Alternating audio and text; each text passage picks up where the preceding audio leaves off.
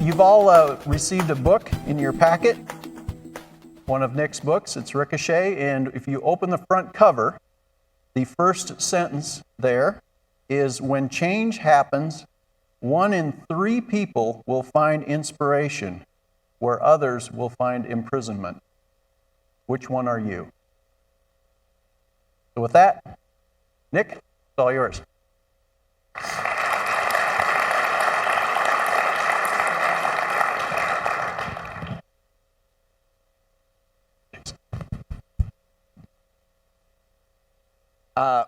One thing that Dell didn't mention in my bio is, so even though now we actually live in Puerto Rico, I actually grew up on a pig farm in Iowa. So if you get too close to me, I'm thoroughly convinced you can still smell pig manure on my hands. Back in the early 1950s, a small group of people in Montgomery, Alabama, found themselves in the midst of some massively, rapidly changing times.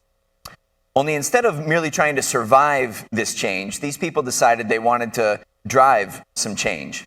In particular, they wanted to destroy the scourge of their generation, which was segregation. And they even had a plan about how they were going to do it. So they thought that the city bus system would be the ideal place to start. Because not only was it a bastion of segregation, it was also a huge revenue generator for the city. And on top of that, the vast majority of the paying riders on the bus system were African American. So they felt that if they could simply get all the African Americans to stop riding the bus, it would put enormous financial pressure on the city to make the change. The problem, however, was that at that point in the civil rights movement, it was really just made up of a tiny group of uber-committed activists, right? Highly informed intellectuals and overly energetic students. The people that they had failed to involve at that point were the average, ordinary, middle-class working folks in the African-American community. And not only were they the biggest group, they also were all avid bus riders. And so even though they didn't necessarily like segregation, they very much depended on the buses to take their kids to school, to get to work, to check their Facebook feed. Sorry, it was a long time ago. MySpace. They checked their MySpace page. So for these people, boycotting the buses wasn't just going to be a minor inconvenience. It was going to be actually a direct threat to their livelihood. And so it was as if all these change leaders had all the dominoes lined up. Everything in place, a good plan, a good vision, a good strategy, but they just needed some kind of a catalyst to get the dominoes to start falling and to get their change to start happening. And the question was, how were they going to do that? And then, one morning, in the early spring of 1955, fate seemed to smile on these leaders. Because that morning, a young African-American woman boarded a city bus. After a few stops, the bus filled up, and a few white women got on board. And so the bus driver asked her to give up her seat for the white women. And she said, I refuse to give up my seat. I paid my fare. It's my constitutional right. I'm not getting up. So the irritated bus driver then stops the bus, goes and flags down a couple police officers who get on board, forcibly drag the woman from her seat, throw her in the back of their police cruiser, and haul her off down to jail. Now, years later, this young hero would recall with pride the words that her church pastor spoke to her that night when he bailed her out. He said, I'm proud of you. He said, everybody prays for freedom. We've all been praying and praying, but not you. You're different. You want your answer the next morning. And I think you just brought the revolution to Montgomery. As we all know, Rosa Parks' decision to stay seated on that bus that day ignited the revolution that eventually tore down the walls of racial segregation in America. But there's actually just one problem with that story that we all know, and that's that Rosa Parks wasn't there. See, Rosa Parks was actually at home getting ready for work the day that the first African-American woman openly defied segregation on an Alabama bus. That was a 15-year-old high school student named Claudette Colvin. And a month after Claudette Colvin's brave act, an 18-year-old named Aurelia Browder followed suit. And then came Susie McDonald and Jeanette Reese and Mary Louise Smith. And then finally, on December 1st, 1955, a full 9 months after Claudette Colvin's brave act, Rosa Parks became the 6th African-American woman to take a rebellious stand, or sit, as it were. And yet it was Rosa Parks' decision that ignited the change, that ignited the Montgomery bus boycott, which eventually rallied the whole community around the leadership of a still unknown young pastor named Martin Luther King Jr. My question is, why? She committed the same act in the same year, in the same city, in the same political climate as all those other 5 brave young women, and yet it was her decision that ignited the change. Why?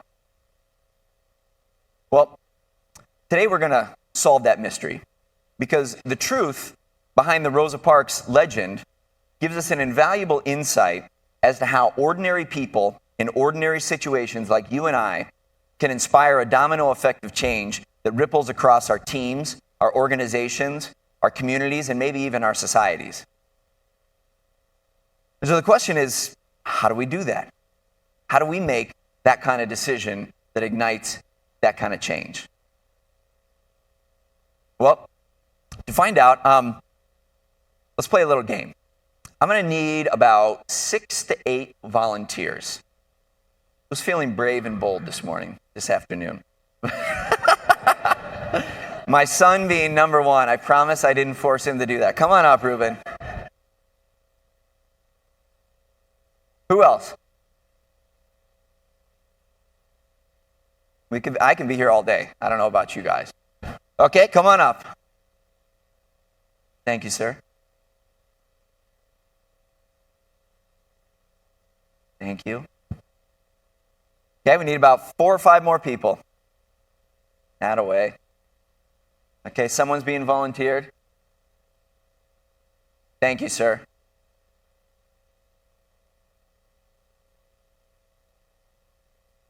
Okay, give me at least 1 more. Right there we have it. Okay. First of all, before we even begin, how about a big round of applause for our brave volunteers? Okay, so we'll just split you up. You 3 over here. Ruben, you go over here. You 3 over here next to this table. Okay? All right. So you may or may not be able to see, there are some blocks, some dominoes in particular, on each of these tables. You 3 versus you 3. Your job is I'm going to give you 1 minute to build as high of a tower as you can using the blocks on the table. Okay? So that's it. This is a competition. You versus you. Okay? For the rest of you, I want you to observe the dynamic. Okay? Pay attention to what's happening and just note anything you see going on within the teams, against the teams, etc. Okay? So 1 minute. Go ahead, stand next to your tables. On your marks. And by the way, if the spirit moves you, feel free to hoot and holler, cheer them on. I'm sure they would appreciate it. And go.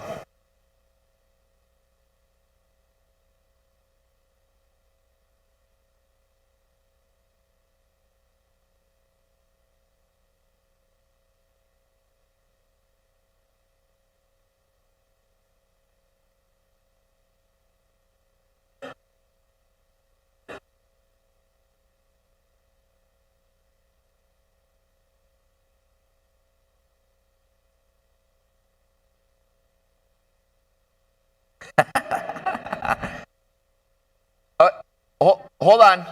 Hold on 1 second. I just got word that there's been a new regulation in Washington.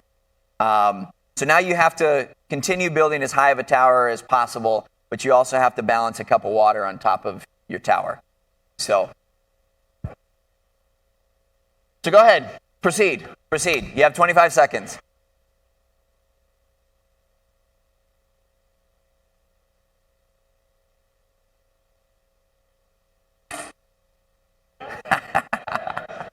They're not regulation dominoes.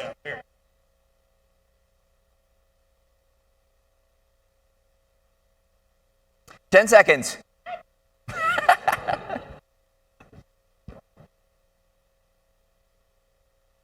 2, 1, stop.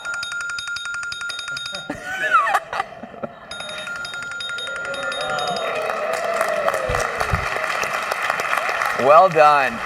Well done. Okay, now I want to hear what you guys observed. Anybody? Go ahead and throw something out. They cheat. They cheat. Clearly. There's always got to be one in every group, isn't there? What else? They multiple failures. Okay? What else? The strategy changed when the rules changed. Excellent point. Okay? What else did you see? There was a strategy. All right, that's good. It's a good starting point. They were talking, but not a lot. Okay? And now they're offended. Okay, what else? Anything else? They kept trying, right? Even after the failures, even when the initial strategy didn't work out, they kept trying. Okay, excellent. Another round of applause for our contestants. Thank you. You guys can all sit down now.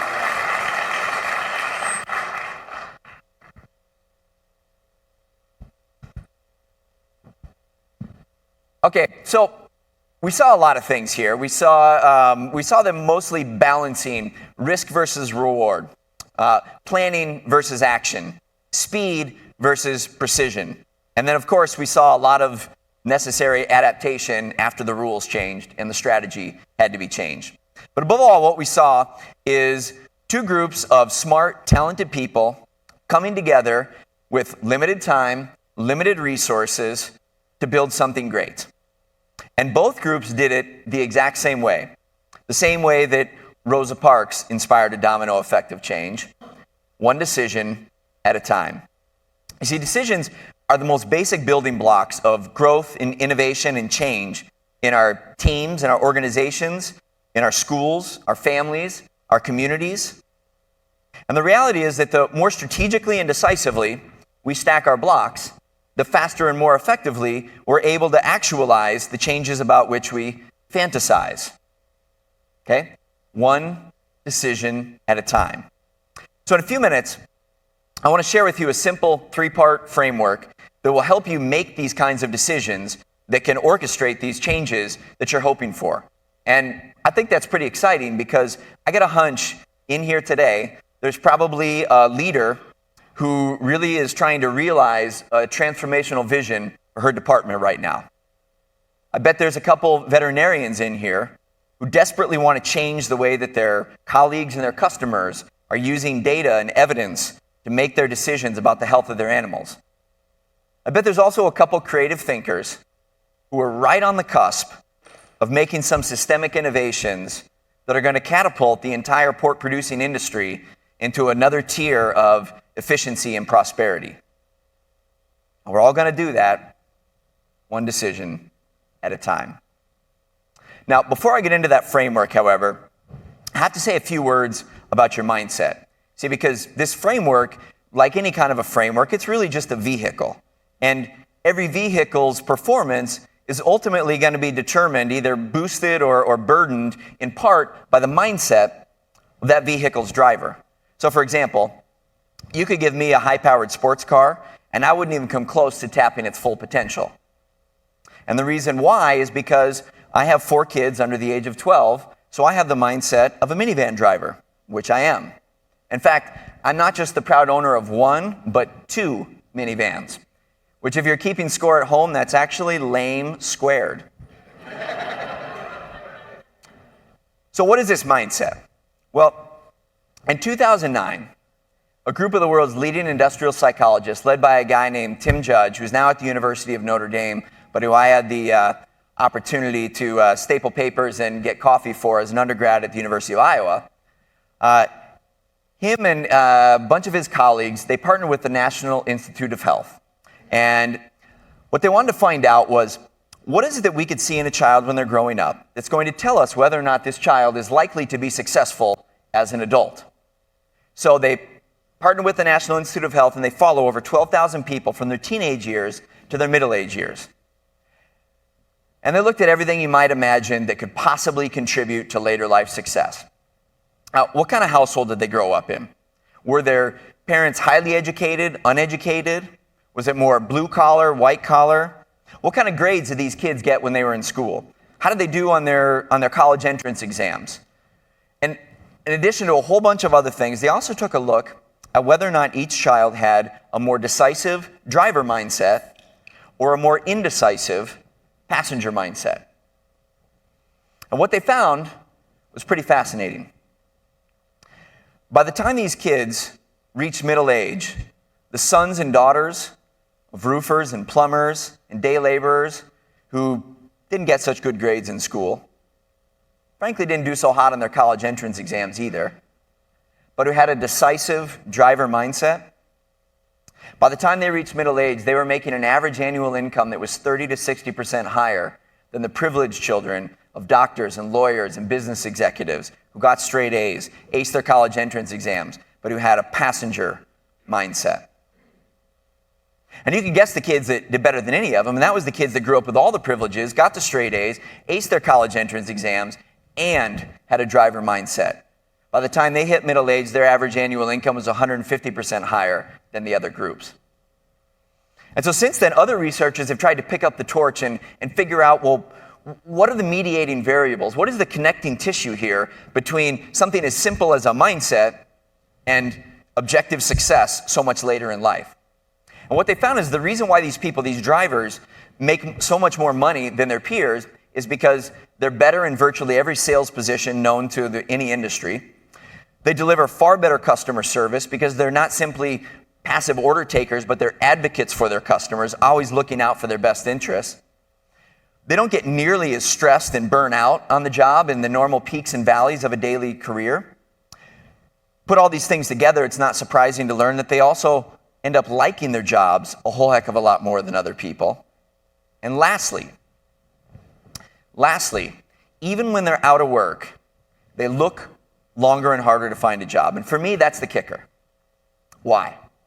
Well, because at the core of this driver mentality is a very simple yet fundamental belief that these people possess, in which they believe that they have the ability to shape the events in their life more than the events in their life shape them. Let me say that again. The only thing that separates these people from their less successful peers is a fundamental belief that through the power of their decisions and nothing else, they have the ability to shape the events in their life more than the events in their life shape them. Okay? I want to be clear here that this is not just average run-of-the-mill optimism. Okay? It's not that these people simply have a sunny disposition in which they believe that everything always works out for the better. In fact, they fully recognize that bad things are going to happen. They're going to find themselves in the middle of storms that they didn't want nor predict, and they simply didn't choose them, maybe even don't deserve them, and yet they're there. But they believe that if they continue making one decision after another, they will find a way through. Now, I believe that everybody in this room has that driver mindset. And the reason why I believe that is because Dell offered me a bonus to tell you that. Now, I mean, the reality is, it would be virtually impossible for you to have had the success in your career to be in this room today if you didn't have that driver mentality. But maybe some of you are using that driver mindset 100% of the time, and others of you, maybe right now, you're thinking, yeah, I know I can be decisive, and I can lead my way through uncertainty, but boy, these new tariffs and regulations are really just kind of throwing our industry for a loop. Or yeah, but the market is just fluctuating so wildly right now, and it's really putting a burden on our company. Or maybe it doesn't have anything to do with work. Maybe you're thinking, yeah, but I've been going through this painful divorce, and it's really taken a toll on me.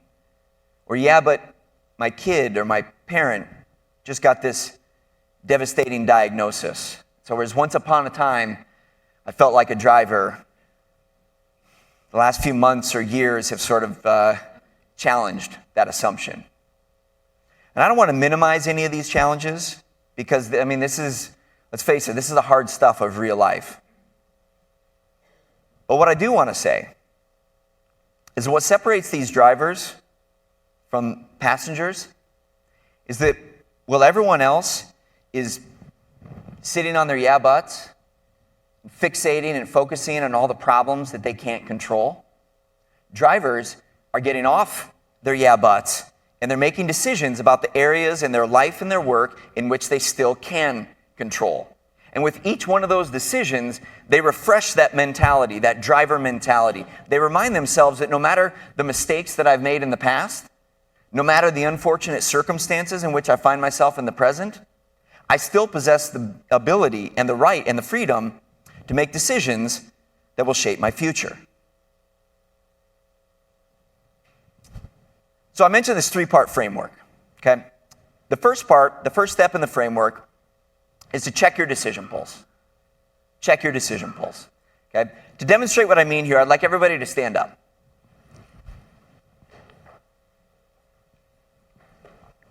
Now I'm gonna make a few statements.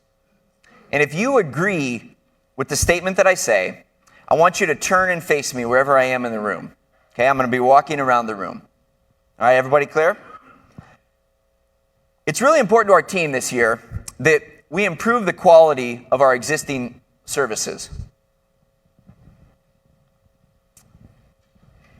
It's really important to our team's success this year that we create new products and services. It's really important to our team's success this year that we be more innovative.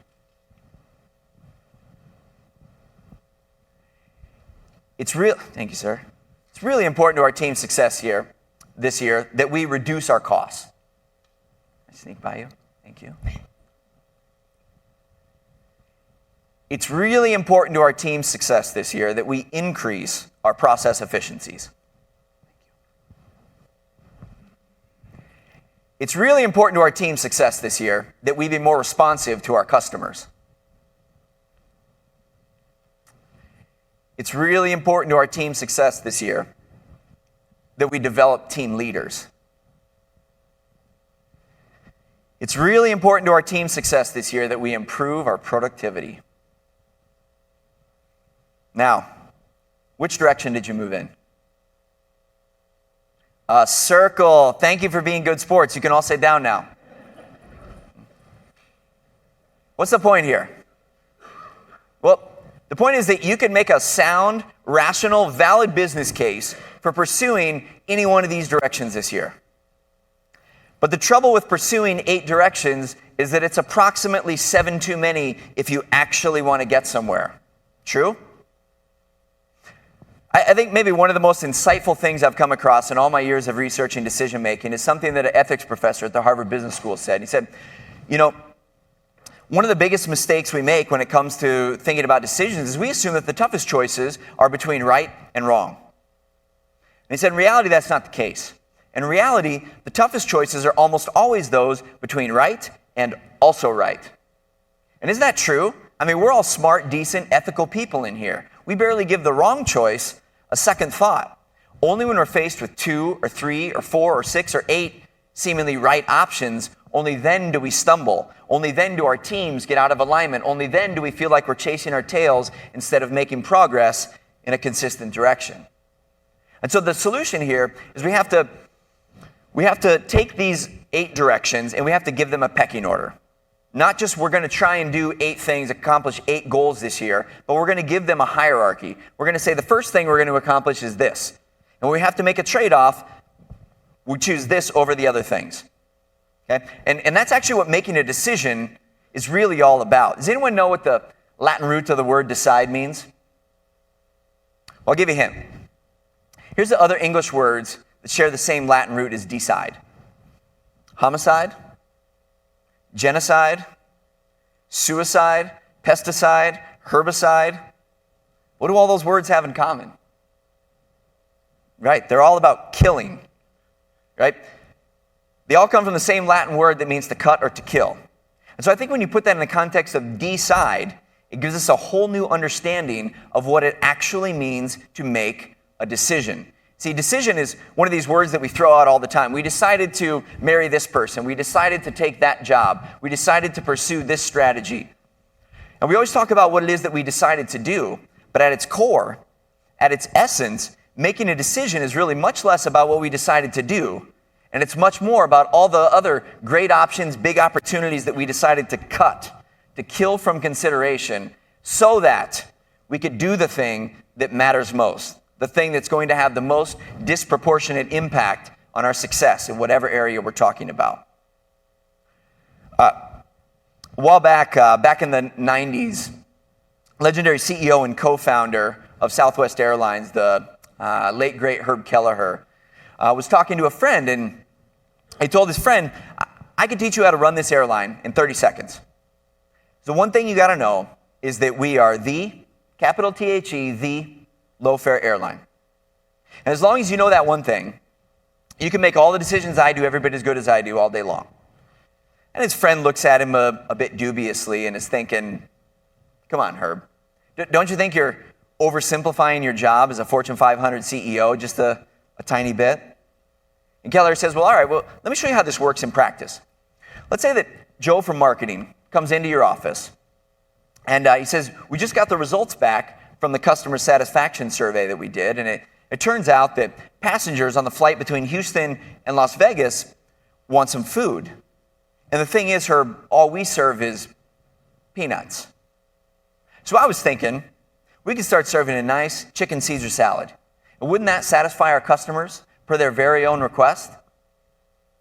And Kelleher says, well, this is how you respond to Joe. You say, Joe, will serving a nice chicken Caesar salad help us to maintain our position as the unquestioned low-fare airline on the flight between Houston and Las Vegas? Because if it doesn't, we ain't serving any damn chicken salads. Don't tell your mom I said that. So the point here, of course, is you're supposed to start swearing at your employees and your coworkers, right? No. The idea here is that when we clarify that number one thing, that number one pulse, all of a sudden, very difficult decisions and trade-offs become much simpler. And what I like about this particular example is Southwest Airlines is always number one on customer satisfaction. And yet what he's saying here is that the way in which we serve customers the most is we give them low fares. So anything that's going to force us to raise our costs, which makes us raise our fares, we have to say no to, even if a customer requests it. That is a crystal clear statement of what is their, what I call decision pulse. See, everyone in this room has a decision pulse. But my pulse is going to be different than your pulse, which is different than yours. And we're all going to have our own. Every team and every organization has a pulse. But when you clarify what that pulse is, what is that number one criteria, all of a sudden these decisions become easy. They become reliable and consistent across people. So my question for you is, what is your pulse for this year? What is that number one thing that's going to be the guiding focal point of your success? And then make this a breakout year by cutting, killing, deprioritizing everything that confuses that pulse. Okay? That's what making a decision is all about. And once we have that pulse, we use it every time we make a decision. It's step number one in all of our decisions. Step number two is we have to think rationally about how the options in any one given situation align with this overarching strategic direction, this pulse. Okay? A while back, my wife and I moved from San Diego to Minneapolis. And in a span of about 3 months, we moved across country, bought our first home. Our first child, Reuben, was born, beautiful baby boy, who slept an average of about 27 minutes a night the first 6 months he was alive. And in addition to all of this, I was fortunate enough to get my first book deal. So I had created an outline, and Simon & Schuster said, yep, we love it. So now you have 6 months to turn this outline into a 250-page book, all of which I'd never done before. Now, independently, each of these were brilliant life experiences. I should be so lucky to have had all these experiences. I get that, so I'm not ungrateful. But putting them all into the same 3-month period, well, to say that this was a stressful period in my life would have been the understatement of the year. So I did what all good, red-blooded American consumers know is the best way to cure stress. I went shopping. Only I didn't just buy a new pair of shoes or a pair of jeans or something like that. I bought this. Now, that there is an RV, my RV to be specific. And this was a colossally bad decision on a number of levels, not the least of which because we moved into the city of Minneapolis where there's no place to park a 31.5-foot motorhome, or because I'd never driven an RV before in my entire life. But the biggest reason why this was a bad decision is because it moved me in the exact opposite direction of my personal decision pulse. See, just like every team and organization has a pulse, so do we as individuals. But the screwy thing is that I knew at that time that my personal decision pulse was freedom. I care more about my freedom than achievement, money, power, prestige, security. I want my freedom. But in my stressed out, judgment-clouded state of mind, all I could think about is what would spell freedom more than cruising down the old American highway with everything I own behind me on 2 axles. In reality, it just created obligation after obligation after obligation. Now, after I sold it, I had people coming out of the woodwork, friends, family, my wife, saying, I couldn't believe it when you bought that thing to begin with. And I'm thinking, where was that great advice before I bought the RV? And you know why I didn't get that advice? Because I didn't ask for it. See, in the last 4 decades, behavioral economists have uncovered literally hundreds of predictable biases, irrational quirks of the human mind that cause otherwise intelligent people to betray their own best interests. But in that same period, psychologists have also discovered about 4 to 5 empirically validated, proven ways of moving us from System 1, irrational, impulsive, illogical thinking, to System 2, rational, calculating, logical thinking. And they're things like, consider the opposite. Take an outsider's perspective. Pretend that a friend came to you with the decision you're facing. What advice would you give back to them? Actually, go get a second opinion. And I've just thrown all these tidbits into one catch-all phrase that I call consulting an anti-you. And all that consulting an anti-you really means is that after you've checked your pulse, but before you've made a decision, you check in with somebody who's not you. Get their perspective, get their frame of reference. And it doesn't even have to be somebody smarter than you, because God knows for a lot of us in here, it's impossible to find someone smarter than us. It simply has to be somebody who's not bringing your prejudices, your emotions, your biases into the situation, who can look at it from a fresh perspective. Now, it could be anyone, but ideally it's going to be somebody who looks at the world differently than you. So maybe it's somebody outside your industry. Maybe it's somebody outside your department. And I'd be willing to bet that right here today, all of you have some natural anti-yous sitting right next to you. Let's do an experiment. Does anyone have a quarter I can borrow?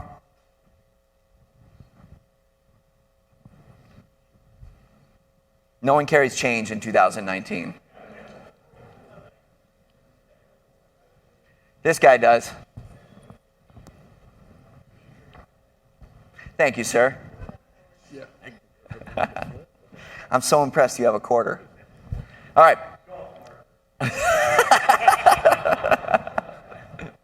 All right, I like that. So here's what we're going to do. I'm going to give you 2 choices. The first choice is, we'll call this option A.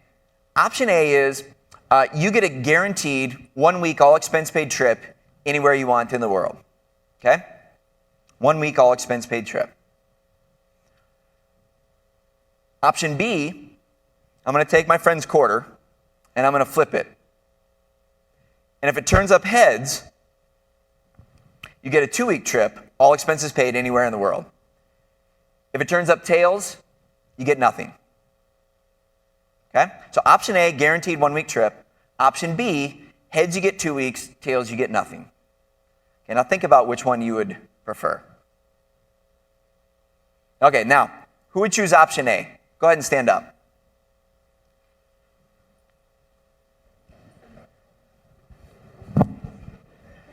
Okay?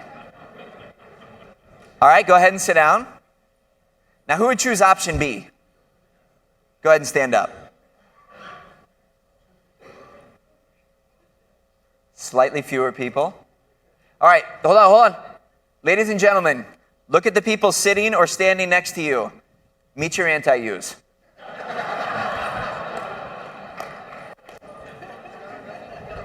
Now, this question has been asked since the 1970s to hundreds of thousands of people on every inhabited continent on Earth. And the results in every population and every culture almost always come up the same.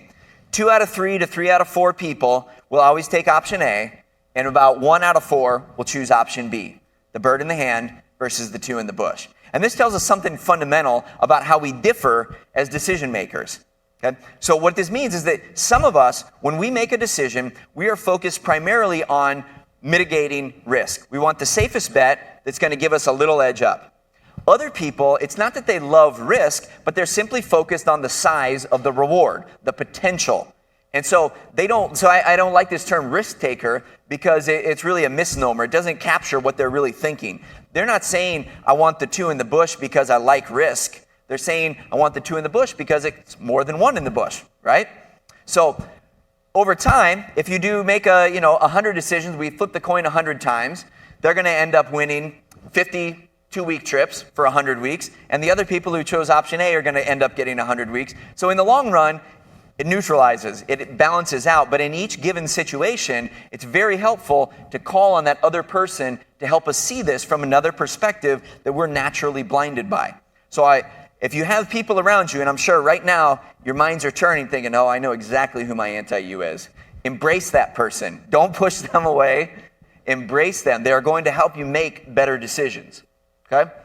So let me give you a quarterback before I steal it.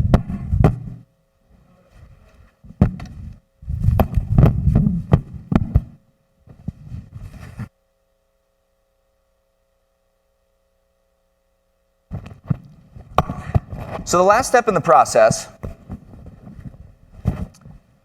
after we've checked our pulse and consulted an anti-U, the last step is to be a driver. Okay? There reaches a point in every decision process where there's nothing left to do. We've gathered all the data, we've collected all the facts, we've consulted all the stakeholders. There's nothing left to do except simply make a call. With incomplete information, we're not going to know for sure what's going to happen. We simply have to make a decision. We have to be a driver. So what I'd like you to do now is turn to the person next to you and say, I am a driver.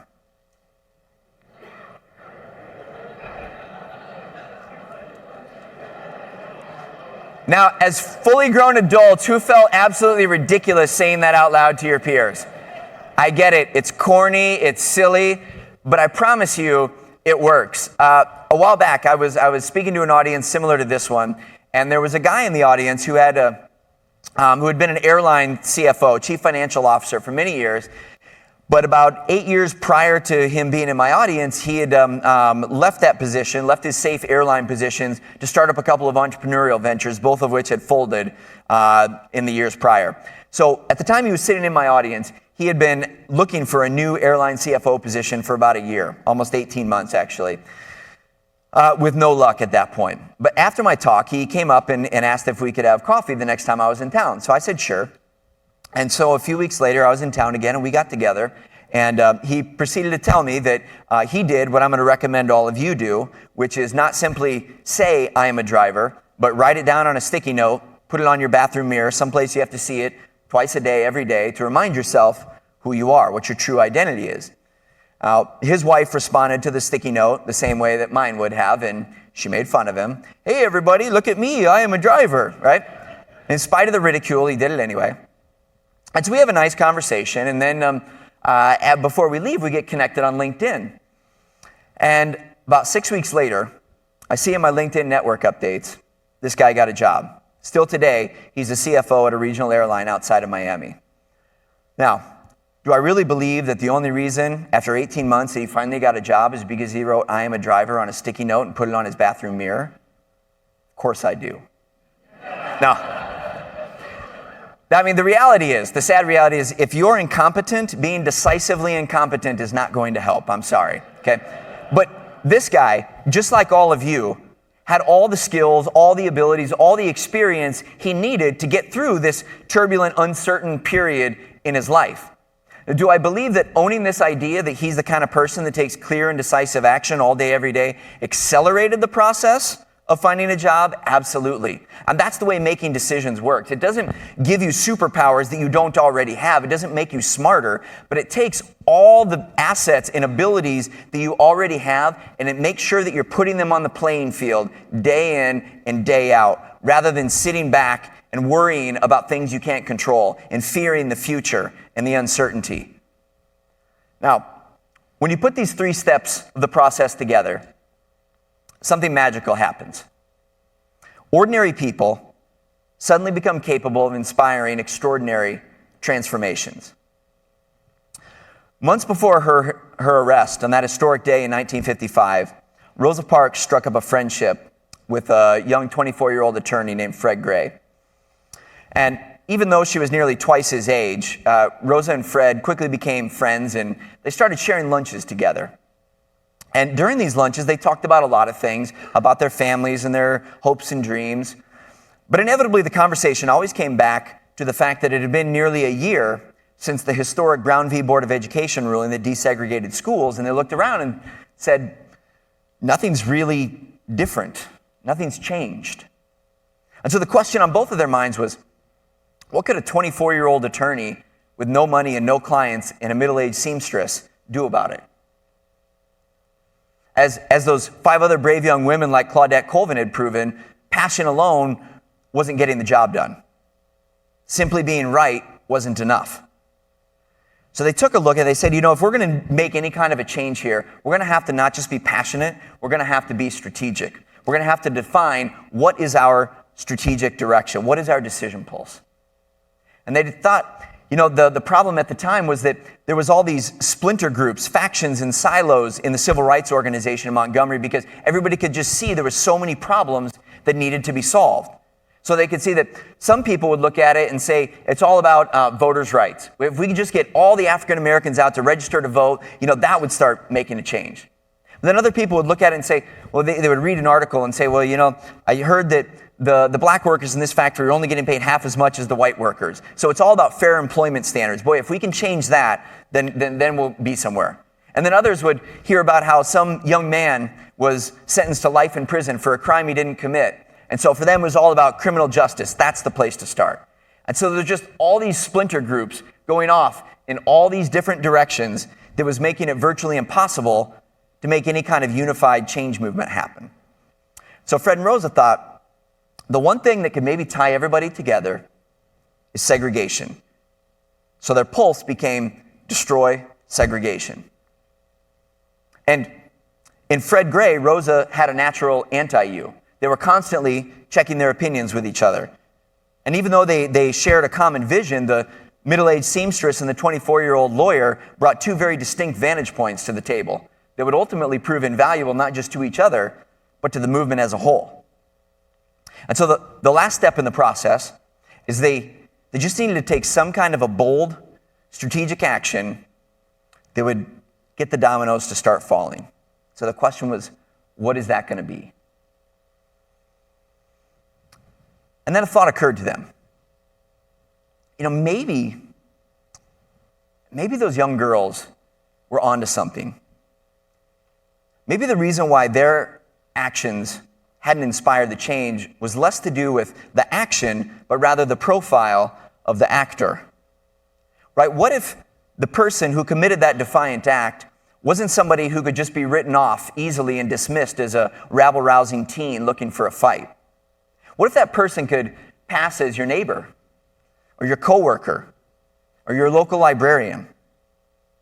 And what if that same person also had the courage and the fortitude to endure what would inevitably become a long and drawn-out public trial that would expose them to intense public scrutiny and real threats to their physical safety? And they laid all these pieces out, and when they put them together, the composite picture that emerged looked a lot like Rosa. See, Rosa knew she wasn't a gifted orator.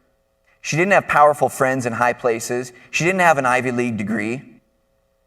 But the fact that she could pass for your kid's Sunday school teacher gave her the power to brand an unforgettable image in the nation's conscience. The image of an ordinary, dignified middle-aged lady being hauled off to jail like a common street thug. It was going to be a brilliant strategic move. And all she had to do to pull it off was risk her future, her reputation, her health, her safety, her money, her life. Okay, maybe it wasn't so easy after all. But underneath the outward appearance of that ordinary, dignified middle-aged lady was the soul of a fierce and courageous driver. The kind of person who looks in the mirror and says, "Of course, I'm afraid to put a target on my back. No, I don't know how all this is going to turn out. And yes, I wonder every single day if I'm too ordinary to make something extraordinary happen. But what I do know, at the core of my being, with 100% absolute certainty, is that I possess the right and the freedom to make the next decision in front of me. And the next, and the next, and the next. And with those decisions, I'll channel my fear into focus. I'll take my doubt and turn it into determination. And I will transform a turbulent time period into a legacy-defining opportunity. And so from this day forward, if anyone in this room catches yourself doubting whether you're too ordinary to make any kind of real change happen in your team or your organization or your industry, I want you to remember this moment. And I want you to remember, it's been done before. It's been done before. Thank you so much.